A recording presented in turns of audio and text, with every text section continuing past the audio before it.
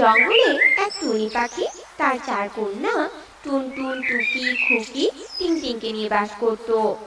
টুনি ছিল অনেক গরিব, কোনো রকমে খেয়ে না খেয়ে চার মেয়েকে নিয়ে একটা ভাঙাচোরা কুঠিরে বাস করত। মারে, তোরা বাড়িতে থাক, আমি কাজে গেলাম। কেমন? শোন, বাইরে কিন্তু যাবি না। আমাদের এই জঙ্গলে আমাদের কেউ তেমন পছন্দ করে না রে। হ্যাঁ মা, আমরা জানি তো। আমাদের চার বোনকে কেউ খেলায় নেয় না জানো, সবাই দূর করে আমাদের তাড়িয়ে দেয়। সেটা আমি জানি রে মা, আমরা যে গরিব, আমাদের কেউ পছন্দ করবে না, এটাই স্বাভাবিক। এবার গেলাম তবে, থাক তোরা। টুনি মেয়েদের এভাবে বলে সুখী পায়রার বাড়িতে যাওয়ার জন্য রওনা দেয়। আসলে টুনি সুখী পায়রার বাড়িতে মালির কাজ করত। পথে টুনির সাথে কাকুলির দেখা হয়। কি রে ফকির মিসকিন, এভাবে কোথায় যাচ্ছিস শুনি? নিশ্চয় সুখী দিদির বাড়িতে যাচ্ছিস, তাই না? তোকে আমাদের জঙ্গলে রাখা একদম ঠিক হয়নি জানিস। তোর মতো গরিবদের দেখলে আমাদের দিনটাই খারাপ যায়। যত সব। কেন কাকুলি দিদি, এভাবে কেন বলছো?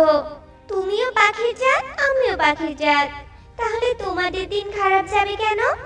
এত ধনী হয়েও তোমরা এমন কুসংস্কারে বিশ্বাস করো? এই, একদম জ্ঞান দিস না তো। তোর এসব বড় বড় কথা আমি শুনতে চাই না। যেখানে যাচ্ছিস যা, নয়তো থাপ্পড় মেরে তোর গাল ফাটিয়ে দিব আমি। কাকুলির এমন অপমানজনক কথা শুনে টুনির একদম মন খারাপ হয় না, কারণ কাকুলি রোজ রোজ টুনিকে এভাবে অপমান করত। এরপর গরিব টুনি সুখীর ফুল বাগানে কাজ করতে যায়। এভাবেই দিন কাটছিল। টুনি সুখী পায়রার ফুল বাগানে কাজ করে বাড়িতে যায়, আর গিয়ে দেখে তার চার কন্যা একা একাই বাড়িতে খেলছে। এসে গেছে, এসে গেছে, তোদের মা এসে গেছে। তোরা আরেকটু খেল, আমি তোদের জন্য ভাত রান্না করে নিয়ে আসছি, ঠিক আছে? এরপর টুনি মেয়েদের জন্য সুস্বাদু গরম ভাত লবণ দিয়ে নিয়ে আসে, আর চার কন্যাকে কচু পাতার থালায় খেতে দেয়, কারণ টুনির ঘরে যে কোনো প্লেট ছিল না। মারে, ঘরে কোনো তরকারি নেই, তোরা এই লবণ দিয়ে খেয়ে নে কেমন? সে না হয় খেলাম মা, কিন্তু মা তুমি আমাদের রোজ রোজ এমন কচু পাতার থালায় কেন খেতে দাও মা? আমরা প্লেটে কেন খাই না মা? আমাদের কি আর প্লেটে খাওয়ার মতো সাধ্য আছে রে মা? আমি তো তোদের আহার জোগাড় করতেই পারি না, তার উপর আবার থালা। তোরা এই কচু পাতার থালাতেই খাতো মা। মায়ের কথায় চার কন্যা আর কিচ্ছু বলে না, চুপটি করে কচু পাতার থালাতেই খেয়ে নেয়। এভাবেই দিন কাটতে থাকে। টুনি তার চার কন্যাকে রোজ রোজ কচু পাতার থালাতেই খেতে দিত। ওদিকে টুনি সুখী পায়রার বাগানে যখন কাজ করছিল, এমন সময় সুখী পায়রা সেখানে আসে। টুনি, আমার মেয়ের কাল জন্মদিন, তুই তোর চার মেয়েকে নিয়ে আসিস কেমন? আমি তো তোকে নিমন্ত্রণ করতেই চাইনি, কিন্তু আমার মেয়ে পারুলের জোড়াজুড়িতে নিমন্ত্রণ করলাম। মালকিন, আপনি যে আমাকে নিমন্ত্রণ করেছেন, এতেই আমি অনেক খুশি। আমি আমার চার কন্যাকে নিয়ে অবশ্যই আসবো। এরপর টুনি খুশি মনে বাড়ি চলে যায়, আর ওর মেয়েদের নিমন্ত্রণের কথা খুলে বলে। সব শুনে টুনির চার কন্যা অনেক খুশি হয়। মা মা, ও মা, তাহলেই তো কাল আমরা অনেক ভালো খেতে পারবো। কতদিন হলো ভালো খাবার খাই না। হ্যাঁ দিদি, আর কাল আমরা কচু পাতার থালায় খাবো না, আমরা ওদের মতো ভালো প্লেটে খাবার খাবো। কি মজা, কি মজা! আমার আনন্দে তো আজ রাতে ঘুম হবেই না। পাখি মেয়েরা আমার, এবার ঘুমিয়ে পড়তো, কাল আবার নিমন্ত্রণ খেতে যেতে হবে। সকাল সকাল ঘুম থেকে উঠবি কেমন? এরপর ওরা সবাই ঘুমিয়ে পড়ে। এরপর রাত পেরিয়ে সকাল হয়ে যায়। সকালে টুনি একটা কম দামি গলার হার উপহার হিসেবে কিনে ওর চার কন্যাকে নিয়ে নিমন্ত্রণ খেতে আসে। শুভ জন্মদিন পারুল মা, এই নাও, এই গলার মালাটি তোমার। টুনি যখন গলার মালাটি পারুলকে দিচ্ছিল, এমন সময় এসব কাকুলির নজরে আসে, আর কাকুলি হাসতে হাসতে বলতে থাকে, হ্যাঁ রে টুনি, তুই এটা কি গলার মালা এনেছিস বলতো?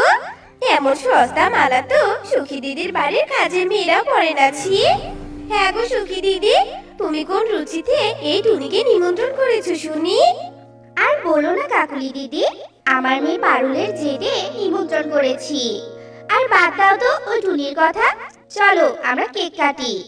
এভাবে যখন কাকলি আর সুখী টুনিকে অপমান করছিল, এমন সময় টুনির চার কন্যা সেখানে ছিল না। চার কন্যা তখন বাড়ি সাজানো গোছানো দেখছিল। শোন টুনি, তোর চার কন্যাকে নিয়ে তুই আমার পাশের রুমে গিয়ে বসে থাক। আমি চাই না তুই কেক কাটার কাছে থাক। কিছুক্ষণ পর সুখী পায়রা কচু পাতার থালায় করে কিছু খাবার নিয়ে আসে।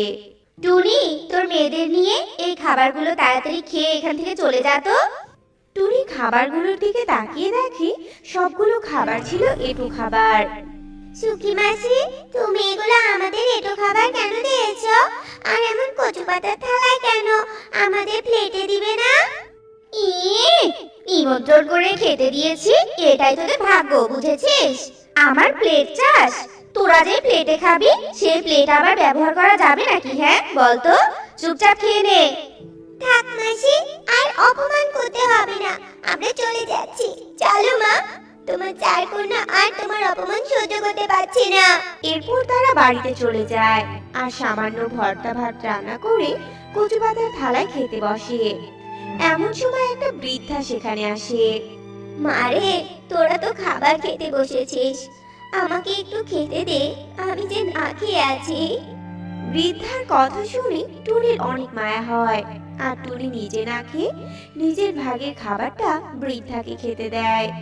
বৃদ্ধা তৃপ্তি করে খাবার খায় আর সাথে সাথে একটা পরীতে রূপান্তরিত হয়। এ কি পরি? হ্যাঁ, আমি হলাম পরি।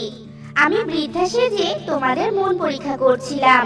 তোমরা সত্যি অনেক ভালো, আমি তোমাদের উপহার দিতে এসেছি।